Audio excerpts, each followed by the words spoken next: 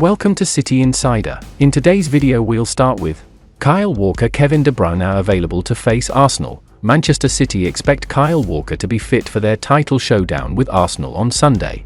Walker suffered a hamstring injury against Brazil on Saturday and withdrew from the England squad ahead of Tuesday's friendly against Belgium. But initial scans suggest the injury is not serious and Walker should be fine to start against Arsenal at the Etihad. Just 1 point separates Arsenal and City at the top of the Premier League, and their clash on Sunday could be crucial to the outcome of the title race. Walker will continue to be monitored over the coming days, but his fitness would be a major boost for City, who also have a big Champions League quarter-final with Real Madrid on the horizon. City are also expected to have Kevin De Bruyne available to face Arsenal. De Bruyne pulled out of the Belgium squad due to a groin injury but was pictured in training with City on Monday and looks set to be available for the weekend. Jack Grealish also trained on Monday and could return after a month out with a groin issue. Both Arsenal and City will be keeping a close eye on Norway's friendly against Slovakia, after Norway manager Ståle Solbakken confirmed both Martin Odegaard and Erling Haaland will start the game in Oslo. "I've spoken to Martin and Erling," said Solbakken. "They both really want to play this game. We should be happy." Declan Rice reveals awkward title chat with John Stones during England duty. Declan Rice has revealed that England teammate John Stones forgot Manchester City were playing Arsenal next during an awkward conversation. City host the Gunners in a titanic clash at the top of the Premier League table on Sunday.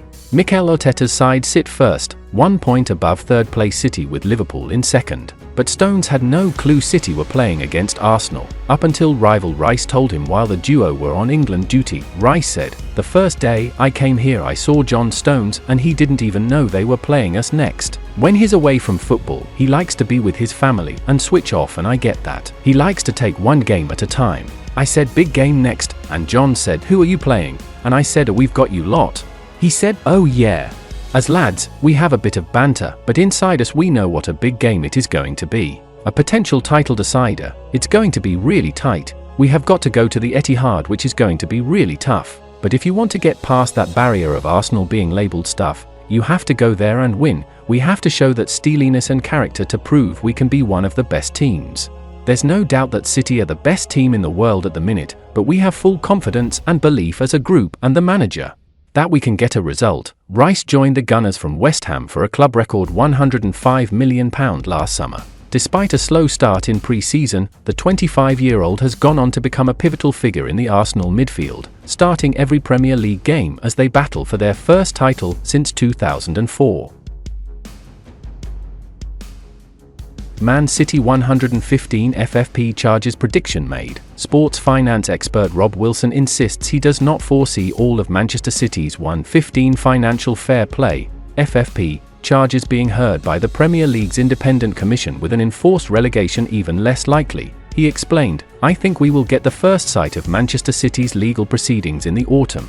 But that will be when the case starts, not when it finishes. Manchester City are richer than the Premier League and therefore will buy the best lawyers and the best accountants to try and get them out of this situation. It will probably last years and years and years if indeed it ever gets resolved. Manchester City will wrap the Premier League up in so much litigation that it will just become boring and laborious, and I think it will fizzle out. That's the kind of travesty with it when you take Everton, Forest and potentially Leicester. They are single breaches being dealt with quite quickly. You need to multiply that by 115. If it takes 3 months to do one charge, just 115 multiplied by 3 and you start to get a sense of the scale of what's going on."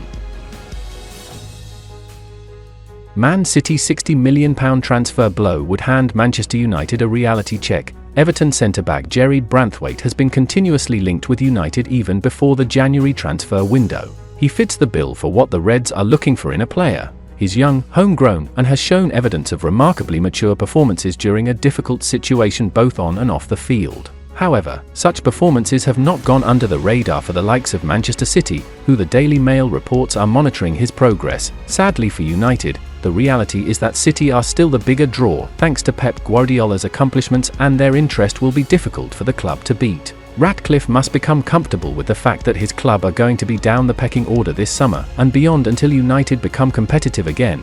Players like Branthwaite could be pushed out of United's reach merely because they would prefer to play for a club already at the top. City have all the cards at the moment, and this is something United may just have to accept for the time being.